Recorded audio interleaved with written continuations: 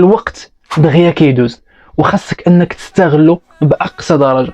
راه غير تغمض عينيك تحلى غادي تلقى راسك امام الامتحان الوطني، ما فاهم منهجيات ما فاهم دروس وكتبقى تبكي ديك الساعات. كتشوف الناس انهم وجدوا كيخدموا وانت كتدور عينيك في القاعه وما عارفش يعني منين تبدا.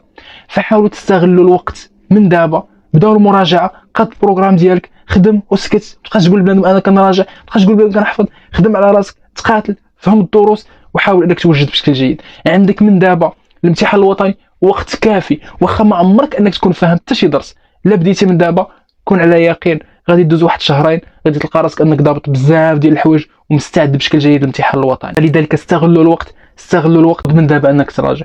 حيد كاع دوك الحوايج السلبيه والعادات السيئه اللي كدير، لان التليفون كتضيع فيه واحد 10 سوايع وكثر، شنو كتستافد منه؟